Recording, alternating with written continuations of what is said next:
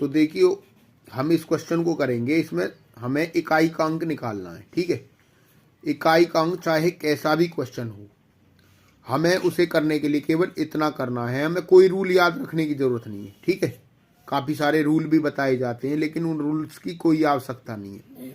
तो हमें इकाई का अंक ज्ञात करने के लिए क्या करना है, जो ये पावर है इसको हमें 4 से भाग करना है पहले। अब यहाँ पर 43 है, इसको भी हमें 4 से भाग करना है, और यहाँ पर ये 82 है, 4 से भाग करना है। इसको जब हम 4 से भाग करेंगे तो ये 15 पे पूरा पूरा भाग हो रहा है, और यहाँ पर भाग करने पर शेष बच रहा है 1। ठीक है, 4 से भाग कर दिया हमने 61 को, और यहाँ पर शेष बचा, तो यहाँ से जो 3 है न, 3 की पावर हम ये लिखेंगे अब 1, जो शेष बचेगा, गुना में। फिर यहाँ पर देखिए हमने 4 से 43 को भाग किया, और ये 10 पर पूरा भाग हो गया, और शेष बच रहा है 3। ठीक है, तो यहाँ पर 6 की पावर अब 3 लिखेंगे केवल। ठीक है, इसी प्रकार से 4 से हमने 82 को भाग किया, 82 से 20 पर पूरा भाग हो गया, और यहाँ पर शेष बच रहा है 2। शेष जो बच रहा है 7 की पावर 2 लिखेंगे यहाँ से। ठीक है, केवल हमें इतना करना है, हर क्वेश्चन में यही करना है, 4 की पावर से उसे भाग करो, और जो शेष बचे उसको, उस जो इकाई अंक है यहाँ पर, उसकी पावर लिख दो। अब यहाँ से देखो 3 आया, अब इसमें देखो 6 की पावर 3 है, 6 की पावर 3 होता है 216, क्योंकि जब 6 की पावर 3 को हम 3 बार लिखेंगे, 6 गुना 6 गुना 6।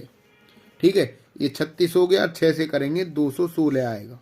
ठीक है, यहाँ से 216 आ गया, गुना में यहाँ से 7 की पावर 2 करेंगे 49 आएगा। अब देखिए यहाँ पर तो केवल 3 है, और यहाँ पर इकाई अंक 6 होगा, और यहाँ पर इकाई अंक 9 होगा, तो यहाँ से लेंगे 3 गुना में 6 गुना में 9। अब इन तीनों की गुना कर देंगे, 3 छिंग 18 हुआ, और 9 से और गुना करें, 18 निम्मा 162 हो जाएगा। ठीक है, अब 162 में इकाई अंक 2 है।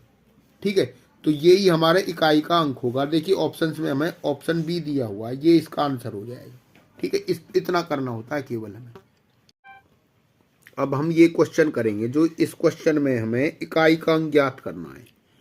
तो मैंने पहले भी बताया, किसी भी सवाल का अगर हमें इकाई का अंक निकालना है, जो पावर्स होती हैं उसको हमें 4 से भाग करना होता है, और मैंने यहाँ से 4 से भाग किया हुआ है 1999 को, और ये 4 से भाग होने के बाद इसमें शेषफल 3 बचा है। ठीक है, तो यहाँ से हमें देखो क्या लिखना होगा, यहाँ से केवल हम इकाई का अंक 17 में 7 है, तो यहाँ से लिखेंगे 7 की पावर 1999, प्लस में यहाँ से लिखेंगे 1 की पावर 1999, फिर माइनस में यहाँ से लिखेंगे 7 की पावर 1999। ठीक है, अब देखिए ये 7 की पावर 1099, और यहाँ भी 7 की पावर 1099, तो ये कैंसिल आउट हो जाएंगे। ठीक है, अब केवल बचेगा 1 की पावर 1999, ये दे रखी है।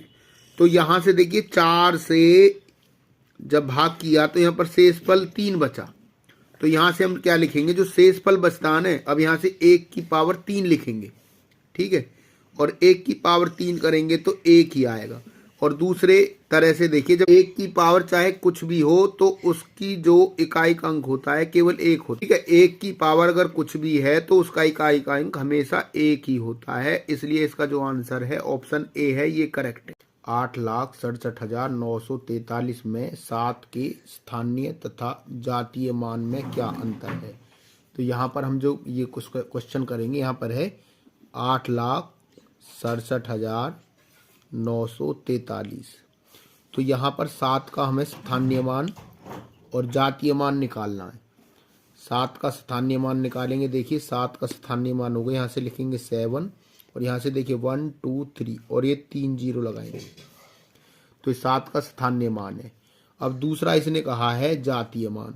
अब जो 7 का जातीय मान है वो 7 ही होगा, ये ध्यान रखें। स्थानीय मान हम ऐसे निकालते हैं, और जब भी किसी भी डिजिट का जातीय मान निकालना, जैसे 7 का हमें निकालना तो 7 होगा, अगर हमें 3 का भी जातीय मान निकालना है तो वो 3 ही होगा। ठीक है, किसी भी अंक का जातीय मान निकालते हैं तो वो खुद ही जो अंक होता है वो ही जातीय मान होता है, जैसे 8 का 8 होगा। तो अब देखिए हमें 7 के स्थानीय मान और जातीय मान में अंतर निकालना है, तो देखिए स्थानीय मान हमारे पास आता है 7,000 यहाँ पर, और जातीय मान आया है यहाँ पर हमारे पास 7, तो इसमें 7 लिखेंगे। इसमें हमें अंतर निकालना, अंतर का मतलब है घटा करना, तो घटाएंगे यहाँ से। देखिए यहाँ से घटाएंगे, 10 में से 7 गया तो 3, यहाँ बचेगा 9, फिर यहाँ पे 9 और यहाँ बचेगा 6, तो ये आया 6,993। तो इसका जो ऑप्शन है सी इसका करेक्ट आंसर है। ठीक है, देंगे 6,89,235 में 9 तथा 3 के स्थानीय मानों का अंतर कितना है। तो यहाँ पर देखिए 9 और 3 का हमें स्थानीय मान निकालना। देखिए 6,89,235, तो यहाँ पर एक तो हमें 9 का स्थानीय मान निकालना है और एक हमें 3 का स्थानीय मान निकालना है। तो देखिए 9 का जो स्थानीय मान आएगा, यहाँ से 9 लिखेंगे पहले, इसके बाद 1 2 3, ये 3 अंक है तो इसके बाद 3 जीरो लगानी है, और साथ ही साथ यहाँ 3 का हमें स्थानीय मान निकालना, तो यहाँ से लिखेंगे 3 और 3 के बाद एक स्थान है तो 0 लिखेंगे। ठीक है, तो 9 का स्थानीय मान 9,000 आ गया, 3 का स्थानीय मान 30 आ गया, और इनका हमें अंतर पूछा गया, मतलब कि 9,000 में से 30 हमें माइनस करना है।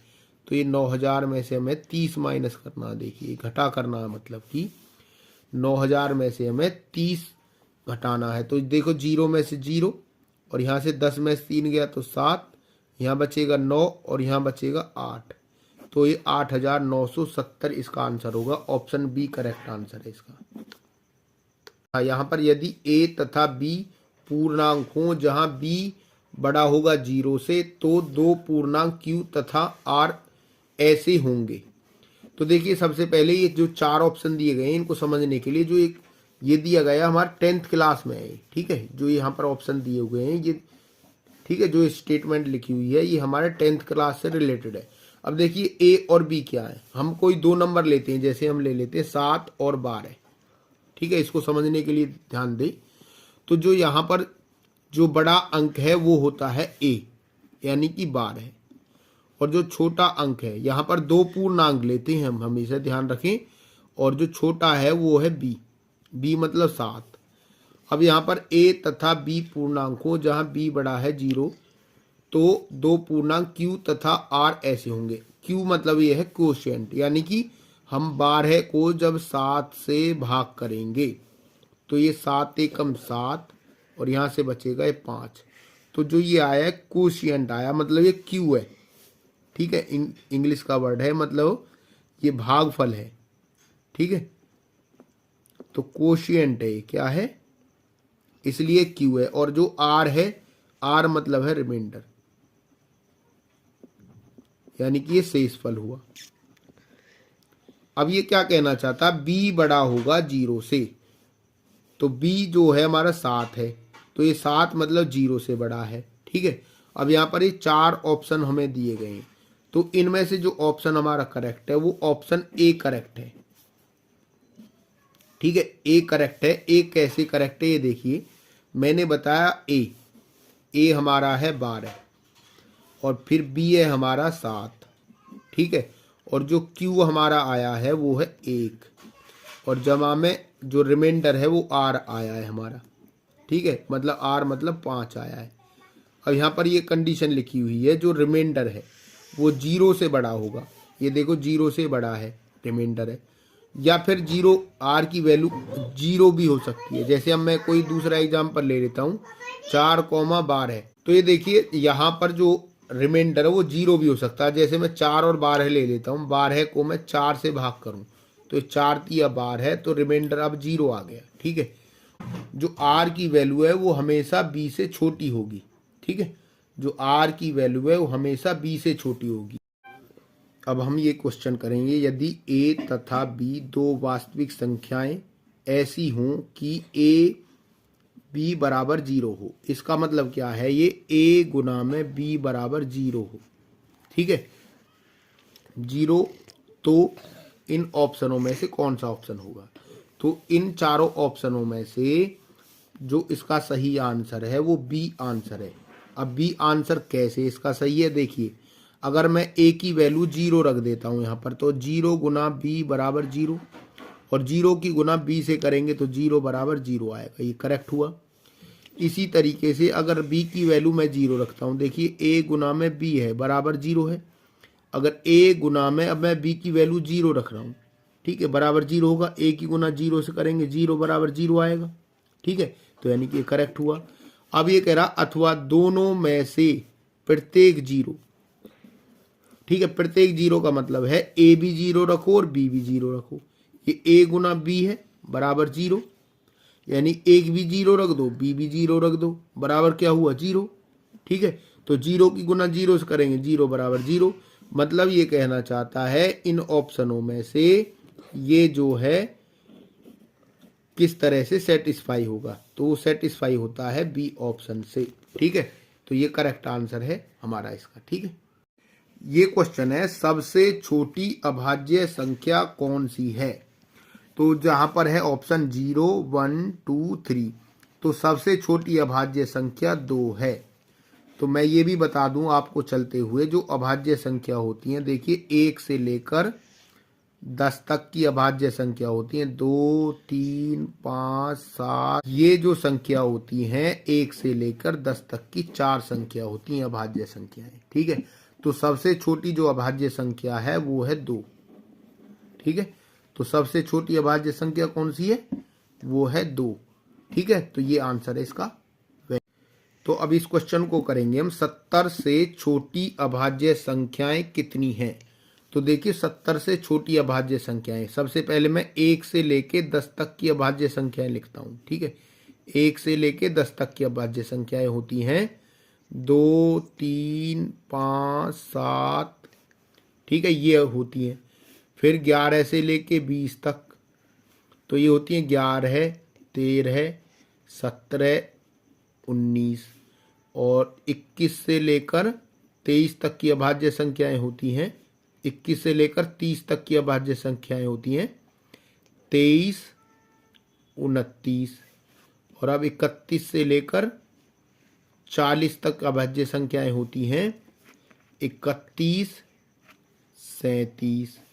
इसके बाद 41 से लेकर 50 तक अभाज्य संख्या होती है 41, 43, 47, और 51 से लेकर 60 तक अभाज्य संख्या होती हैं 53, 59, और साथ ही साथ 61 से लेकर 70 तक की अभाज्य संख्याएं होती हैं 61, 67। इस प्रकार से अब देखिए हम इनको गिनते हैं कितनी है, 1, 2, 3, 4, 5, 6, 7, 8, 9, 10, 11, 12, 13, 14, 15, 16, 17, 18, 19।